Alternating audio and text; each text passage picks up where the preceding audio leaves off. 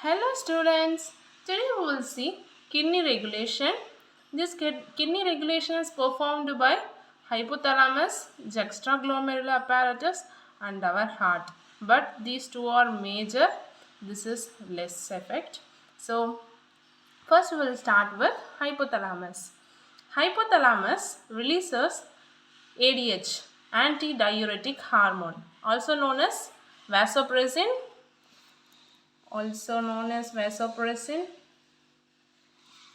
It is not directly produced by the pituitary gland.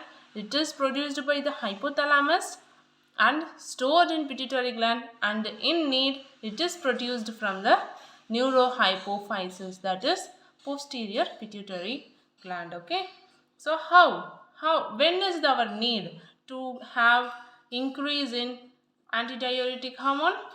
We will see that osmoreceptors in our body, like blood vessels you can say, or kidneys itself you can say, heart, the increase see, this is the normal condition. Now it is in normal condition. It is normal means that is increase in, for a understanding purpose I wrote as increase. So when the body fluid volume decreases, they are stimulated. The osmoreceptors are stimulated. So this stimulation, we know that stimulation reaches our brain. So this part, hypothalamus. This hypothalamus then releases, stimulates the neurohypophysis, the posterior pituitary gland, to release the ADH. Then increase in ADH is seen in our blood, and the later parts of our nephron, they are distal renal tubules, distal convoluted tubules absorb the water. The reabsorption of water increases when the ADH content increases, and the negative feedback goes to the pituitary gland, that is the hypothalamus. After that, so after the retention of water is finished, the ADH content decreases in our blood. And another effect is also seen by this ADH is constriction of our vessels, the blood vessels. The vessels are constricted. So if the vessels are, if we have this much gap, if we constrict this and the space reduces, so our gap is less over here, then pressure increases. We know that pressure is inversely proportional to volume, no? So if the volume reduces, pressure increases. So pressure increases means the blood, more blood in our, the blood reaches our glomerulus. If more blood reaches our glomerulus, the GFR rate increases, no? So this is performed by the, that is this cycle. If the fall in uh, the glomerular filtration rate, this cycle begins. If this cycle begins, we have increase in ADH. So fall in GFR rate induces this hypothalamus and neurohypophysis, and ADH content increases. So in feedback, we have increase in glomerular filtration rate. So these are the two functions performed by ADH. What are they? First is the distal convoluted tubule, and the other one is the glomerulus. Okay. This is glomerular, juxtaglomerular apparatus. If you see here, this is our glomerulus. From here we have afferent arteriole, and near that we have distal convoluted tubule. So in the afferent arteriole we have the cells called juxtaglomerular cells. In the distal convoluted tubules we have macula densa, that is the cells near to this glomerulus, we call it as macula densa, and the cells in the afferent arteriole we call it as juxtaglomerular cells. Both these together forms the glomerular apparatus. Now, what is the function performed by juxtaglomerular apparatus? It is Ross mechanism, that is renin, angiotensin, aldosterone system. Okay, that is what performed by this RAS mechanism was performed by juxtaglomerular apparatus. Okay, so if the GFR rate decreases, the juxtaglomerular cells present on the afferent arteriole stimulated. This is the normal condition. This is the stimulated condition. So juxtaglomerular cells releases renin. Keep that in mind. The renin is released by the juxtaglomerular cells. Okay, this renin, what does do? The angiotensinogen, the substance produced by our liver. The liver produces the angiotensinogen. This angiotensinogen is converted into angiotensin 1 by the influence of renin. So, the function of renin is conversion of angiotensinogen to angiotensin 1. This angiotensin 1 is again converted into angiotensin 2 by the influence of ACE. This ACE is angiotensin converting enzyme. Okay, converting enzyme. This angiotensin converting enzyme is produced by our lungs. See, be clear. The renin is produced by juxtaglomerular cells on our arterioles, afferent arterioles, and angiotensinogen is produced by our liver, and this ACE is produced by our lungs. Okay, so angiotensinogen is converted into angiotensin 2. This angiotensin 2 have two effects. What are they?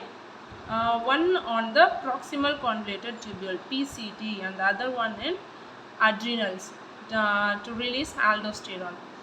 PCT influenced by angiotensin 2 absorbs more sodium chloride and water, and the aldosterone influences the DCT, the distal convoluted tubule is influenced by this aldosterone to absorb more sodium ions and water. Now let's come on to atrial natriuretic factor. This is atrial natriuretic factor. Okay, atrial natriuretic factor, by this name itself you should have come to know that it is related with our heart. So atria of our heart stimulated when blood pressure increases, so they dilates. The vasodilator is atrial natriuretic factor. So if the vasodilator decreases the blood pressure, the sodium ions increases in our urine. Okay, the sodium ion increases in our urine. So, and also it has the effect on our adrenals to decrease the rate of aldosterone. So they are antagonistic. They are an act of antagonistic with RAS mechanism. So these are the three mechanisms. Okay, now we will see micturition, the flow of urine from our body. So how this functions? So imagine as this is our urinary bladder, and this is the filled urinary bladder, the large amount of urine in our urinary bladder, and this stretched receptors in our urinary bladder tries to contract. When fully the total urinary bladder is stretched, then our CNS knows that they has to be released. So the contraction of our smooth muscles sends the message to the CNS, and the urinary sphincter relax.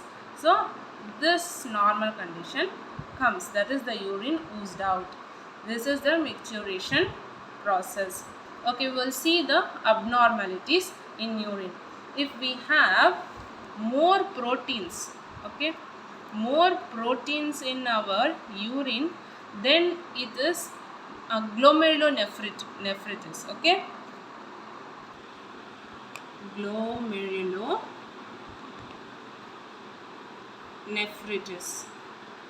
Okay, if we have more proteins means what? You should come to know that when the ultrafiltration occurs, the plasma comes out through the glomerulus, correct, to the Bowman's capsule. Only the RBCs and proteins are not able to come through the podocytes in our Bowman's capsule.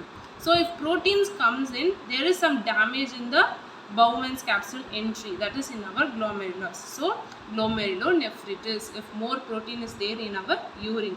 And if bile pigments is present, bile pigments is present when during jaundice, we can say. Jaundice is closely related with our kidney, livers, So and then ketone bodies will be present, and if glucose is present more in content, we will say as glucosuria. And diabetes insipidus. So diabetes insipidus means the overflow of water. Please adjust this overflow of sketch has happened here. Okay. So here in our body, if overflow of water takes place, which is diabetes insipidus.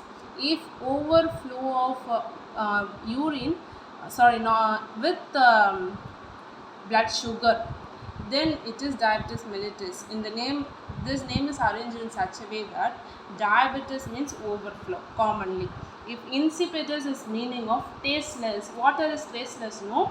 So overflow of water, tasteless something, that is water. So overflow of water is diabetes insipidus. Diabetes mellitus, overflow of blood sugar. Sugar is sweet in taste, honey is sweet in taste, mellitus means honey. So diabetes mellitus is flow of urine, overflow of urine with blood sugar. So that's it, our kidney regulation and its diseffects. Thank you. For more videos, subscribe our channel.